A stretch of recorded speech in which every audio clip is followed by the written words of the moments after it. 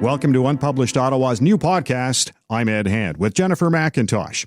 UnpublishedOttawa.com is Canada's only social media website dedicated to current affairs. Launched in the spring of 2013 by founder James O'Grady, Unpublished Ottawa was created to provide a viral communications platform to help Canadians, community groups, and organizations get their message out to a larger audience online and through social media.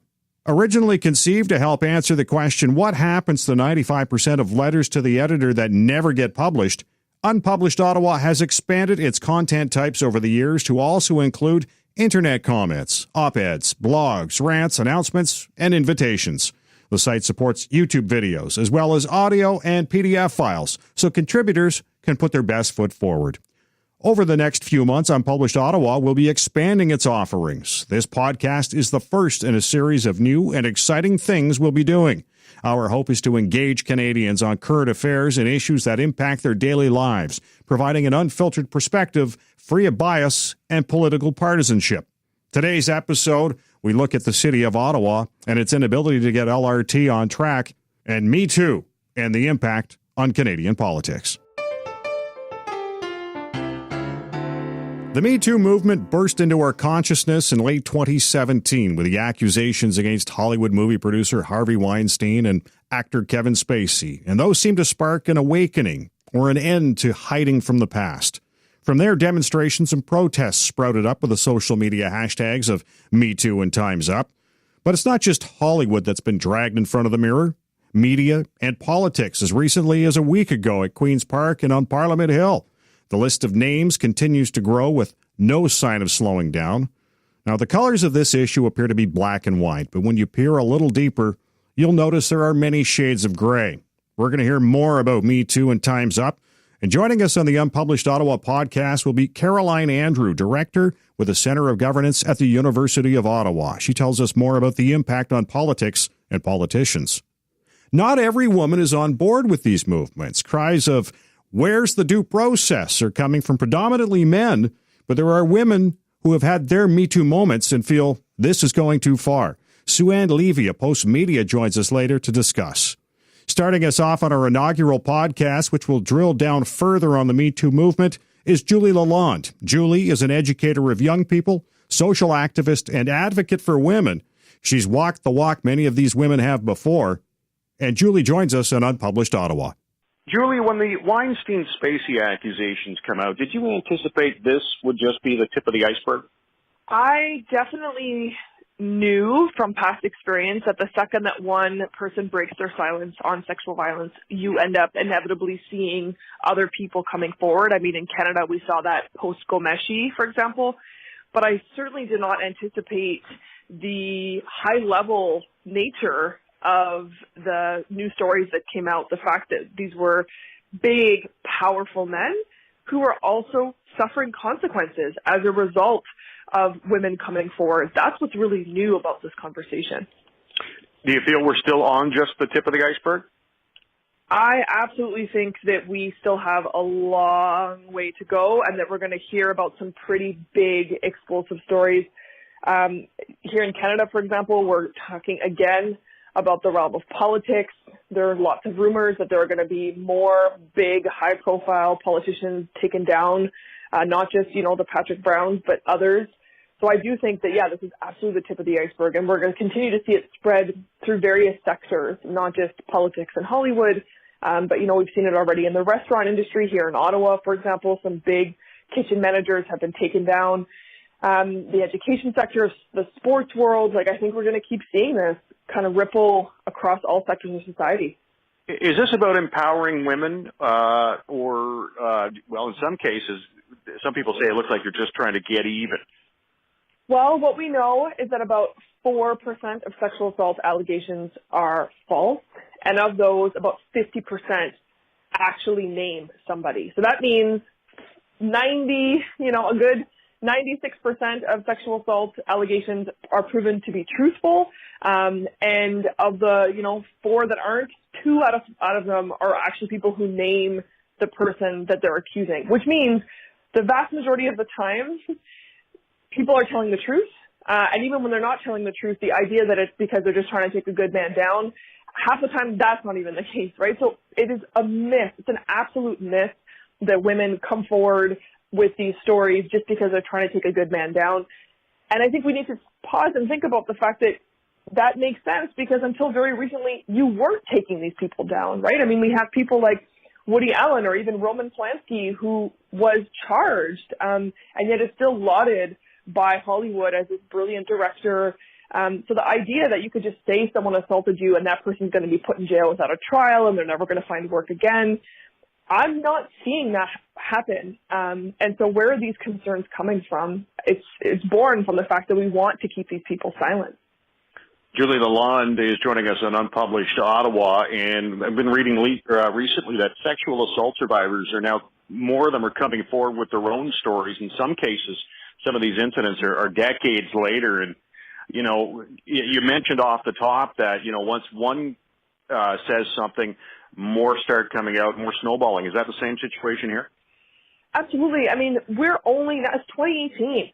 And, you know, it's only now becoming safer for people to come forward. And even then, I mean, the woman who came forward against Kent Hare, for example, MP Kent Hare, she has said that she's received death threats as a result. So, I mean, the idea that it's safe for everybody is also a myth. But of course, I mean, if you were sexually assaulted 10, 20, 30 years ago, it was a completely different world in which you just weren't believed. And so I think it's important for us to recognize that people kept quiet for a long time because it wasn't safe to come forward. And additionally, in Canada, we don't have a statute of limitation around sexual violence for a reason, because you should have the time that you need in order to process what happened to you and to figure out how you want to proceed.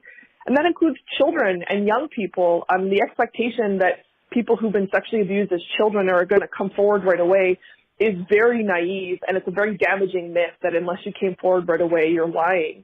We need to have a conversation about the climate. Like, was it safe in the 80s and 90s or 60s and 70s to come forward and say that someone, particularly someone powerful, sexually abused you? Of course it wasn't safe. And now it is safe. So they want to tell their stories. Now, to some people, predominantly men from what I've heard, but not all, and you know, you look at Margaret Atwood or Christy Blatchford or Rosie DiMano, they see a lack of due process. Does it not concern you that these people are being tried in the court of public opinion and not getting their side heard?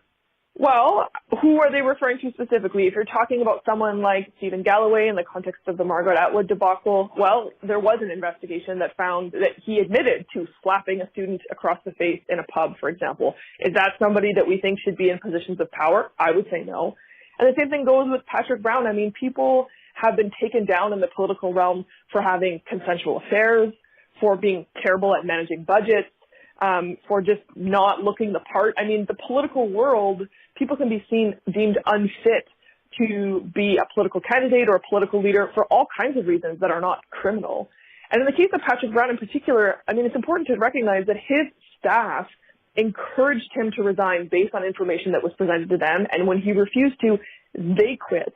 So when your own inner circle that has stood by you through thick and thin says, I don't want to be associated with you based on what I've heard, these are not just hearsay rumors, right? That is concrete evidence. Politics is a blood sport, and you know, just the possibility of you know, something negative or derogatory towards the person, which would reflect on the party, could throw a bunch of people under the bus. Perhaps, but I think when we have these conversations about politics, right, in particular, that's why it's more difficult for people to come forward when they've been sexually assaulted by a political candidate, because there's already an expectation that this was planted by the opposition. I mean, in Ontario, right, we're in the middle of a provincial election. So, of course, right away we heard this is coming from Kathleen Wynne's camp. They're just trying to take him down.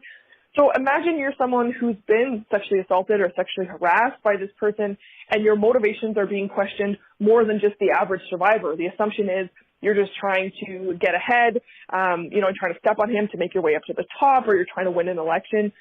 And it's just gross. Like, let's really think about the consequences that these people go through. I mean, and if you look at Patrick Brown's press conference, he made it very clear that he was going to pursue these people with all the power that he had. And this is someone who's the leader of an opposition, and the women who came forward were, you know, mere staffers.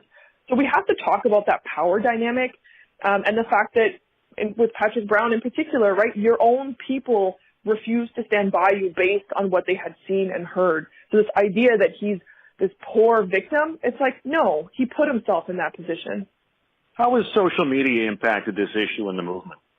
Social media, to me, is a megaphone. Women have been talking amongst themselves. Women have been sharing their stories. Women have been warning each other about abusive men for quite some time. I mean, this dates back to women writing names of bad dates on bathroom walls, right? Like, we've been trying to warn each other and keep each other safe for quite some time.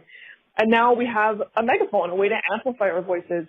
And then additionally, I think there's kind of a symbiotic relationship with traditional media, where you have traditional journalists looking on social media to say, okay, you know, what are people talking about? Like, it's a great way for media to kind of keep their finger on the pulse. And that's why I think we've seen more complex social issues being addressed in the media, because you have the media saying, oh, look, people are interested in talking about sexual violence as an abuse of power. Oh, people are interested in talking about coercion or issues of race or police brutality. Like, all of these things have come forward into the mainstream media because they have a way of sort of tapping into, it's basically focus groups, right? Like, you're able to sort of see, okay, what do people care about in Ontario or Ottawa or wherever? And I think that's how we've been able to see a kind of level of nuance to conversations, because it's coming from the ground up. Me Too and Time's Up, basically the movements right now. Where do you see these leading? I think we're going to continue to have conversations across different sectors. As I said, I'm hopeful that we're going to continue to have them in a nuanced way. The Aziz Ansari story, for example, was a really important teaching moment for a lot of folks, because what he did didn't really necessarily constitute as a criminal act, but it struck a chord with a lot of women as, this is a really bad experience that I've had. And as an educator, the number one thing I hear from young women is about coercion specifically. Well, coercion is a more nuanced conversation than yes means yes and no means no. And that's the kind of level of dialogue that I want to see us continuing to have, that I think we will have if the media continues to talk about these issues and continues to treat it as a delicate matter. My only concern about the Me Too movement is not about the movement itself, but the way in which it's reported. Traditionally, the people covering these stories were people who were grounded in the issues, who had a concrete understanding of how language matters in every single word choice and providing evidence. And now it's the main story. So you have people who are not familiar with it, who are like, yeah, that's my beat now. And I'm really concerned that someone is going to out or expose or make this big, think they have this big scoop. They're going to report it very poorly, and they're going to undermine all of the other survivors and victims out there who, they're going to contribute to this delegitimization. So that's my only concern, is like, we got to make sure that when we report on these stories, that we do it with sound journalism. Good point. Good point. Julie, I want to thank you for joining us. Thank you for having me. Julie Lalonde is an educator of young people. She's a social activist and an advocate for women, and a founder with Hollaback, Ottawa. As I mentioned off the top of the show, the Me Too and Time's Up movements aren't exactly black and white. There are many shades of gray when you see the different accusations. The stark point that's come out of this, and not just noted by men, but some women as well, is the lack of due process. For some of the accused, they've yet to get their day in court, yet they've already been convicted in the court of public opinion. One voice that is concerned with the movement and that it may be getting out of control is Ann Levy. She's a columnist with Post Media. Ann, you say the Me Too movement is getting out of control. Why do you feel that way? Because I think that, what I'm seeing now is that every woman with an axe to grind, perhaps from 10 years ago, 20 years ago, a man looked at them in the wrong way, perhaps touched them in the wrong way, when the era was very, very different. Because I lived through the 90s when people were, I lived through many of my own Me Too Me Too moments. And, the problem is that women are coming forward, and the alleged perpetrators are being tried and convicted and sentenced on social media without an opportunity to respond. And the reason I wrote the column I did was because I saw a colleague in the media also being accused of something from 10 years ago and has been put on leave, and I fear that he will never return to the TV network. He's a really, really good reporter, a decent guy, and hasn't had an opportunity to tell perhaps his side of the story. And this is what I'm seeing, that, men are being thrown, flung out, hung out to dry with no chance to respond. I've heard some women who share your views say, there is a difference between rape and regret. Mm-hmm.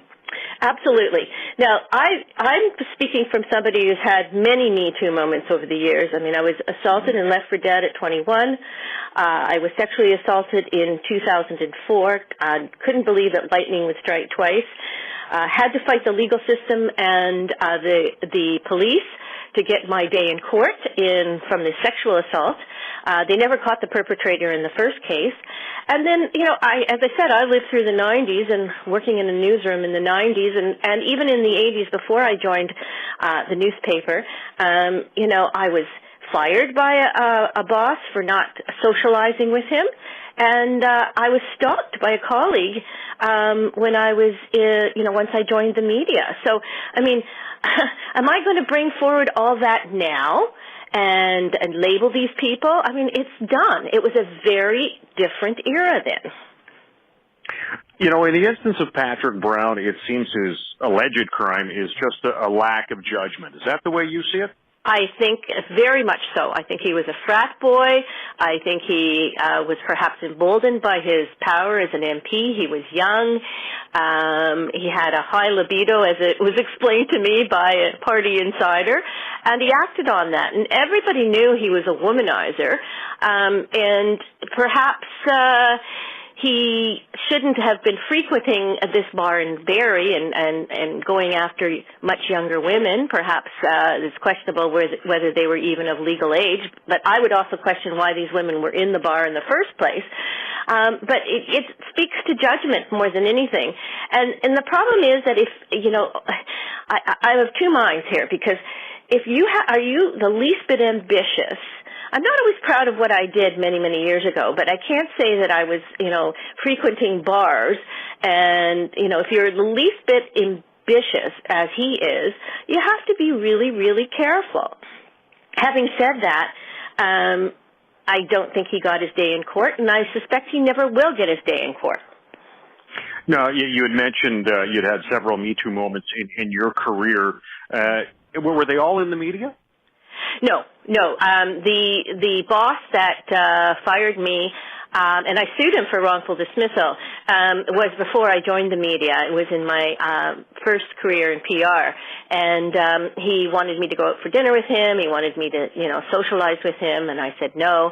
And I was only in my 20s, and you didn't listen.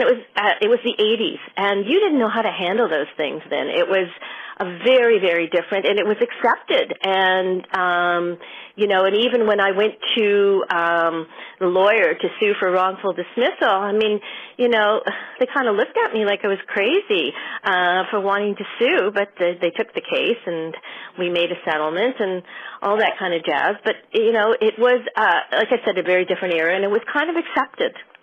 You say it was a different era, and it was accepted, and I remember those days in the 80s. I'm wondering, do you think the big difference right now in this is all social media? It's very much social media.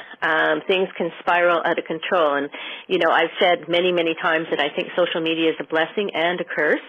It certainly gets the story out quickly, but it's a curse because it gets the story out too quickly, and it doesn't give people who perhaps are attacked a chance to respond before it kind of spirals out of control. And I've seen that happens particularly in this case, but I've seen that happen many times in other instances.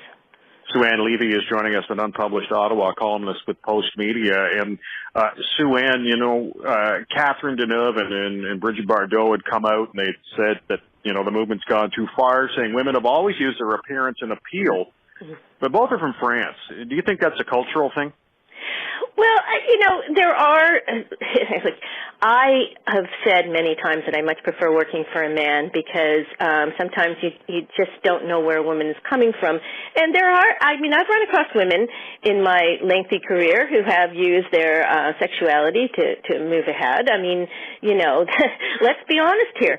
But I'm going to talk about the way women dress because I'm not going to go there. I think, I'm very concerned about some of the judges who have said some pretty awful, chauvinistic, misogynistic things about, well, she deserved it because she dressed that way. Nobody deserves anything. However, there are women who know that they can use their attractiveness and whatever to get ahead. It's just a reality.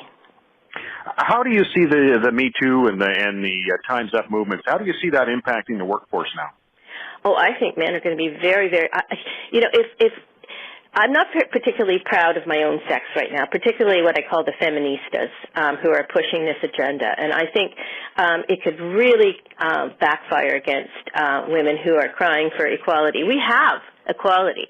I don't feel that. I have a very powerful position at a paper. I have a column. I have a platform.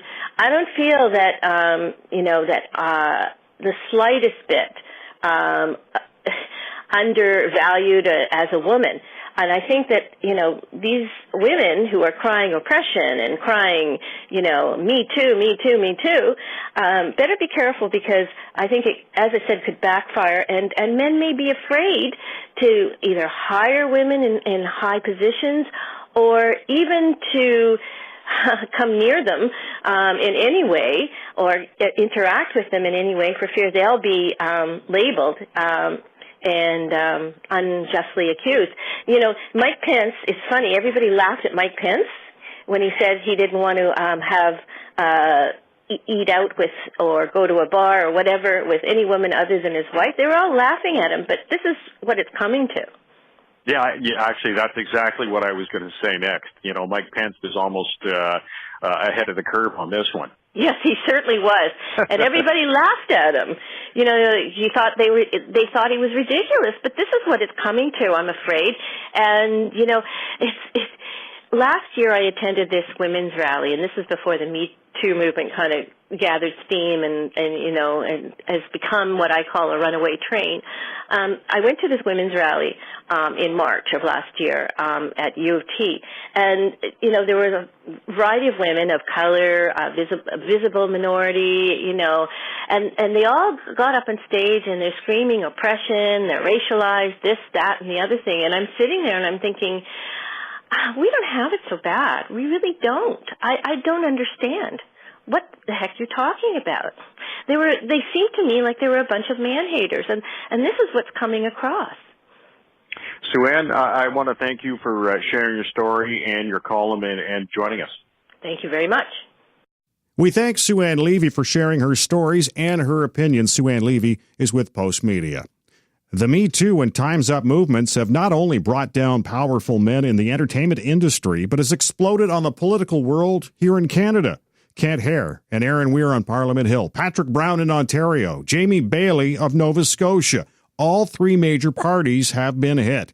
In the case of Ontario, the accusations come as the PC party was to embark on a provincial election campaign, and now instead of focusing on the election, they've been plunged into a leadership race. The accusations against Brown, he has denied and maintains he will defend himself. Interim leader Vic Fedeli has asked him to take a leave of absence.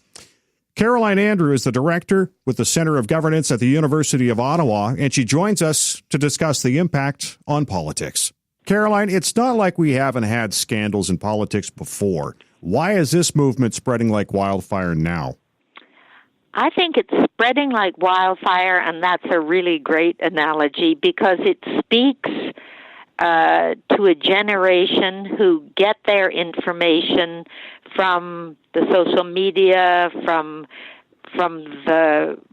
visual things. It speaks to an audience that no longer has the same reference points, I think, to politics. But it's been a while coming. In fact, I was amused this morning because on the radio they were saying that it was 4 years to the day when the hockey players from Ottawa U were being accused of sexual violence when they were playing up north. And I think what started then, and I think it's an interesting thing, is that when the university heard that, they immediately canceled the team, canceled the coach, and called for a full investigation. And in fact, I led that investigation, which was on ending sexual violence at the University of Ottawa. And it was an interesting process because Rock really called it and said, we're not going to stay hidden with this. We're going to go absolutely public. We're going to figure out what we have to do to get to get the university in shape. And I think he he did it, and I know from him that one of the things he found really fun is when he would go to the meetings of the presidents of the universities of Ontario, and there would always be somebody saying to him, "Oh, too bad, Alan, our campus is so safe. Too bad yours has been such a problem. Ours is so safe." And he would wait for that next week for something to explode at that campus, and he would be very pleased that he'd taken the decision to go public. And I think that was sort of a first sign, and there were others too, but of a beginning to understand that this is not acceptable, that just because, and there'd been a whole bunch of sort of things about universities, they're young kids and they're all da-da-da, and I think that what was really good is that it began to put in place some measures that began to say this is not acceptable. And I think that this is just growing and growing with a new generation that is, as I said, very much more keen to this sort of this getting information in a new way. And I think this will change politics. It will make the parties both, I think, there's going to be some interesting tensions because it will make the parties centrally be more interested in checking out a bit the candidates. There's been some good examples of where there wasn't enough checking out. And at the same time, it comes into sort of a conflict with the kind of bottoms-up structure that we have now of saying that the local organization gets to choose the candidate. And I think that's going to be a tension. So what happens if the local organization is taken over by a candidate who it would have taken a bit more checking into, and so you're getting the central organization maybe saying we'd like to do some more checking on this, and I think that's going to bring into an interesting tension between the local and the central organizations are going to have to figure out how to work in this new environment. They're also going to have to be very sensitive to the very large public audience. So it's not just a local. As we know from all of these things, they do just go viral, and they suddenly, you have 1 million people across the world checking into this. And I think it'll be interesting in terms of the whole kind of North American context, the whole worldwide context, what kind of social change is happening, what kind of things are no longer tolerated. Some of the reaction to the group of French women who said, "Oh, come on, this is just spoiling old-fashioned attraction," and then there was this big pushback. No, this is about power, and this is about power politics, and who has the power to tell other people nasty things, to either do their nasty things. But it's coming into this whole range, which I think is really interesting, in sort of what, how can you treat people when you're in, how should you treat people when you're in a position of power? You shouldn't just sort of say here, well, you're only a secretary, as though that wasn't really important to be a good secretary. And so people are saying these kind of things that are really put-downs. And when you get that, and there's some super examples here, when some of those people are, as well as the gender component, there's a whole diversity component, as well as you get the person who's in the sort of subaltern position, who's not only maybe as well educated in the home country, but certainly has a less good job here, but who's also racialized, and maybe some of the other intersections of diversity. You really get some beginning to challenge some of those myths that just being in power gives you the position to do what you want. So I think it will bring some really interesting, lessons for all the politics, all the levels of politics, not just provincial or federal, but local as well. There's going to be a really beginning to shake up what our ideas in this society are. Caroline Andrews joining us. And do you feel, Caroline, if there were more women involved in politics, that culture of win at all costs might change?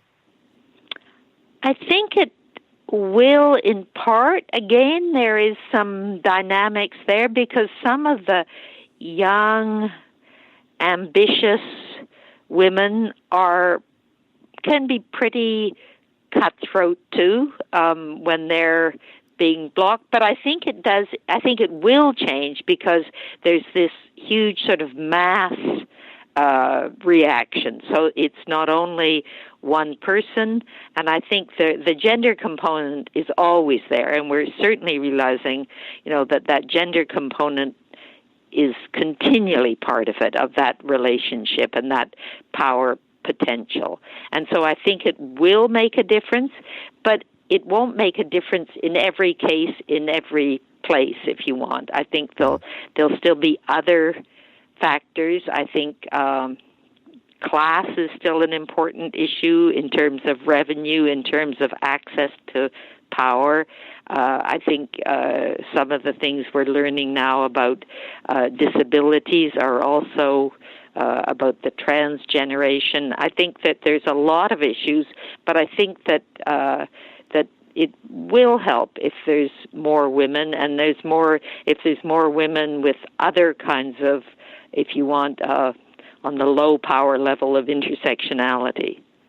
What opportunity does this situation, the Me Too Time's Up movement, what do they present to party leaders at federal and provincial levels of government in Canada?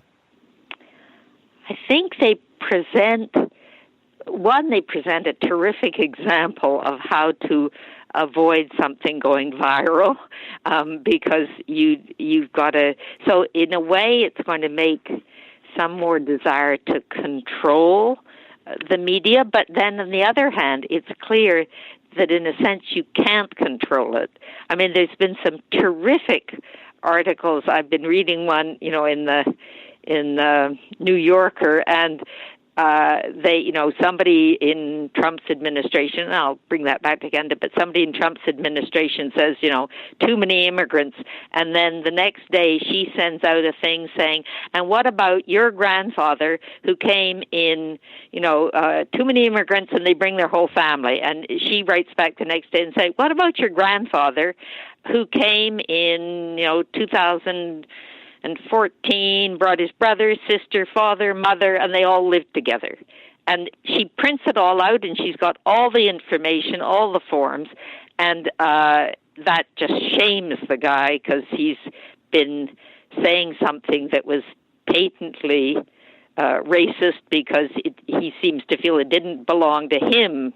That was just his nice family, and now it's being now he's denouncing this. So I think it'll make people in power much more careful about what they say, or if they aren't careful, that's going to cost them big time.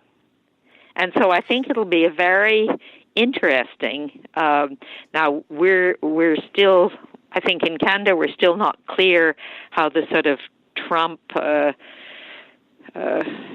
The Trump, I don't know what you call it, the Trump sort of wave is going to hit Canada, but it certainly is in part, and I think we've got to be careful of that because I think that it does show some of the things that we don't want in Canada. We don't want bigotry. We do need a greater population. This great book written recently saying Canada should have 100 million population. Sorry, 100,000 is a bit small. But so I think that it'll be a really interesting politics because it enters in, I think it's basically the new way people resource information and the new way that even very unusual sources of information, I mean, like this just one woman in New York who's able to send things that just then go whoosh into the, and 100 million people start watching them. So I think it does change the dynamics of how politics will always go. I mean, there's some things of politics that will stay the same, the sort of power games and the attempts to reach an audience, but it offers new ways to reach an audience, and I think new ways to reach an audience that has still upped a little in the last federal election, the youth vote, but we know that a lot of people just don't vote, but I think this kind of new politics may bring more people to realize the importance or some way that politics really connects to them personally, and I think that will be very exciting. And I think the gender component is always there, and so too are some of the other components. Caroline, I want to thank you for joining us. Thanks very much. Caroline Andrews, the director at the Centre of Governance at the University of Ottawa. Jennifer McIntosh joins us now to tell us more about the City of Ottawa's largest project ever, LRT. And for some reason, it won't be delivered on time. Jennifer. Well, Ed, I've been asking John Manconi since the sinkhole opened up on Rideau Street in June 2016 when we would expect to ride the rails, as it were. And again, last month, after they announced that RTG says they're not going to be ready for the May 24th deadline, and we keep being told there are safeguards in place and that we'll put the trains into revenue service when they're ready to be put into revenue service. But I think as the deadline for the Confederation line to open approaches, we're not getting any more answers than we were a year ago. And it was official on December 15th. Transit boss John Manconi said the contractor in charge of building the Confederation line, Rideau Transit Group, wouldn't likely make the May 24th date to hand over the keys. Since the initial announcement, which was a possibility that they wouldn't be ready, we've gotten more sure. The last time was January 24th when he announced to the general public that without considerate risk, RTG wouldn't be able to hand over the keys. So several councillors, most notably Gloucester Southgate councillor Diane Deans, has been pushing for more transparency around what's happening with light rail. It's historically is the biggest transit project that we've ever been involved in. And the Confederation line alone is a $2 billion project. To put that into perspective, the city's annual budget is $3.42 billion. So everyone with any knowledge of the city's inner workings thought June 2016 that when a sinkhole opened up in the middle of the project, that was going to cause delays. And we've also heard about a multitude of safety issues and other problems arising out of the tunnels. Mm-hmm. And Ottawa's sort of dubiously known for that sandy, silty clay. So tunnels have always been an issue. The city solicitor, Rick O'Connor, told council on December 13th when they were passing the budget there were safeguards in place and the city had the ability to fine the Rideau Transit Group $1 million if the train was not ready on time. And Manconi said there's several other safeguards in place, such as not handing over money for maintenance and the regular type things as the trains aren't running. But that begs the question, what costs are we on the hook for? Are we going to have to use more bus drivers? Because the buses obviously won't be off the roads until light rail's in place. And deferred maintenance on certain buses because they thought they'd be taking those routes off the road. We don't have the answers to those questions, and it looks like we're not getting them anytime soon. The city committee that's responsible for LRT is the Finance and Economic Development Committee, and city staff is supposed to say in the first quarter of 2018 when the new date will be. So we can look to the first meeting of FEDCO, as it's commonly known, is tomorrow. And so hopefully it'll be on the agenda then. And if not, the next one is March 6th. So anything later than that and their update won't be in the first quarter of 2018. But in the meantime, the public is frustrated. There's accessibility advocates that are seeing problems with light rail, seeing problems with the city's ridership numbers in terms of the budget for transit. And Manconi says that the transit model is on its head, that, you can't hire anybody who can tell you exactly what ridership's going to do. But I know that I can tell you if a project that you've been planning for years and years and you can't give a start date, even though you've spent $1 million on a marketing campaign, you're not going to inspire confidence and you're not going to get those butts in the seats. As scientific as we want it to be, unfortunately, it is not that. And as I said at Transit Commission, I'll say it over and over again, there is nobody in North America that can predict transit ridership right now. The whole model has been tipped on its side. I was recently in Washington listening to my peers talk about how they're all struggling with ridership forecasts. So if anybody can tell you that they can come in and tell you, guarantee you, here's the forecast for what next year's ridership in Ottawa is, let's hire them. What Mr. Scrimger and his team does is he gets inputs from every source of information he can get his hands on, locally and nationally and internationally. You've heard the treasurer talk about that. We have an outstanding relationship with Stats Canada. We have a phenomenal input from Mr. Willis's team. And Mr. Scrimger takes all those inputs in, the pluses and the minuses, and we've been very transparent in our ridership adjustment. There's 1.2 million ridership drop that we've built into the budget, which translates into $5.2 million. That's our best guesstimate given all the inputs. We've factored in a very modest bump through the Confederation line. When that goes into revenue service, we've adjusted for the growth areas. We've peeled away the bounce we got from the 150 celebrations. But just to get to the bottom line here, I can tell you, if you're looking for us to give you every little piece that says we're going to forecast the 97.2 million riders to exactly that number, we cannot guarantee you that. What we can tell you is the economy is up. That generally drives ridership up. We've done an adjustment based on the negative drop that we've seen in ridership, and we factored in the growth and the other elements that we know.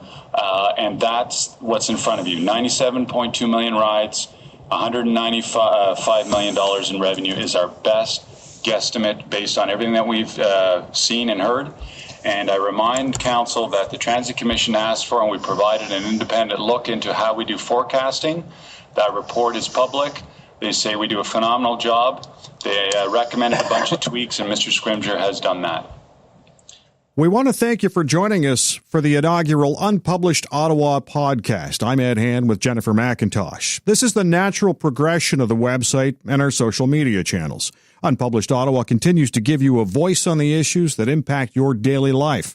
If there's an issue or subject you'd like us to tackle, please share your thoughts with us on the Unpublished Ottawa Facebook page. Until next time, thanks for listening.